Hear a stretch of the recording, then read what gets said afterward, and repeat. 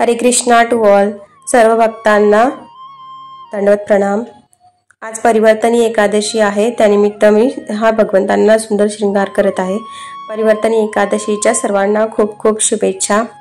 आणि हा श्रृंगार मी राधा अष्टमीला पण यूज केला होता, तोच आज परत करत आहे. तर परिवर्तनी एकादशी आणि वामन द्वादशीचा दोन्ही उपवास एकत्रच करतात. परिवर्तनी एकादशी बद्दल युधिष्ठिर महाराज कृष्णाला विचारतात, या एकादशीचे पूजनीय देवता कोण आहे आणि हे व्रत केल्याने काय पुण्य मिळते, हे प्रभू कृपा करून सांगा. तेव्हा भगवान कृष्ण युधिष्ठिर महाराजांना सांगतात की या एकादशीला वामन एकादशी पण म्हणतात आणि या एकादशीचं पालन केल्यानं भवबंधनातून मुक्ती मिळते. या एकादशीचा महिमा ऐकल्यानं व्यक्तीची सगळ्या पापांपासून मुक्ती होतात. या एकादशीला परिवर्तनी एकादशी पण म्हणतात, कारण भगवंत चातुर्मासात शयन करतात. ते देवशयनी एकादशीला निद्रा अवस्थेत जातात आणि परिवर्तनी एकादशीला आपली कूस बदलतात. परिवर्तनी एकादशी ही चातुर्मासाचा मध्य आहे. महादेवांनी पण या एकादशीचं खूप महत्त्व सांगितलं आहे. महादेवांनी सांगितलं की या एकादशीला विष्णू सहस्त्रनामाचा जप अवश्य करावा. श्रीकृष्ण नामाचा जास्तीत जास्त जप करायचा असतो. हरे कृष्णा कृष्ण कृष्ण हरे हरे, हरे राम राम राम हरे हरे या महामंत्राचा जप करून आपण गुरु आणि गौरांगांची कृपा प्राप्त करू शकतो. हरे कृष्ण. मी भगवंतांना इथे श्रृंगार केला आहे आणि ही ज्वेलरी पण मीच बनवली आहे.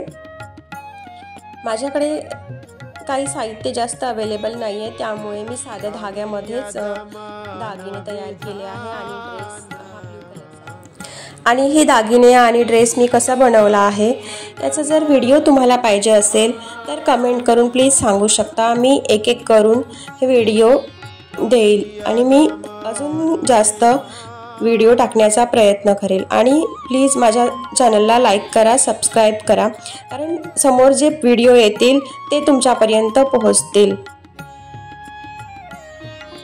जण विचारतात, भगवंतांना एवढं श्रृंगार करायची काय गरज आहे, घरी विग्रह ठेवायची काय गरज आहे, कशाला एवढं करायचं.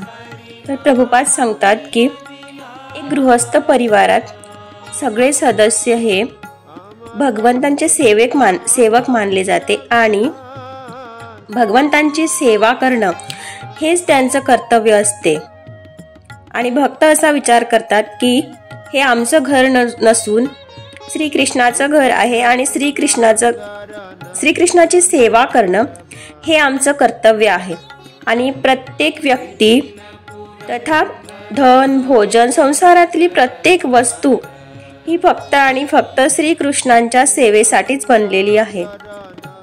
घरात श्रीकृष्णांच्या विग्रहाचं पूजन करणं म्हणजे आपल्या भक्तिमय चेतनेचा विकास करण्यासाठी खूप आवश्यक आहे. म्हणूनच गृहस्थांनी विग्रह सेवा करणं अत्यंत आवश्यक आहे. नाहीतर आपण आपली इंद्रिय तृप्तीमध्येच राहतो.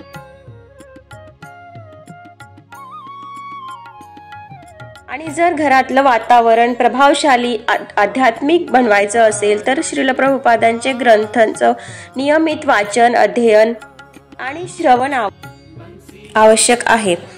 कारण ग्रंथ हे भगवंतांचा साहित्यिक अवतार आहे आणि ग्रंथांची पूजन करणं हे विग्रहांच्या पूजेचे समान आहे. भक्ताचं एकच लक्ष असलं पाहिजे की भगवंतांचे शुद्ध भक्त बनणं, कोणत्याही भौतिक इच्छेच्या विना त्यांची सेवा करणं आणि कृष्ण भक्तीमध्ये तीव्र प्रगती करणं. हरे कृष्णा. Thank you for watching. की भगवंतांचे शुद्ध भक्त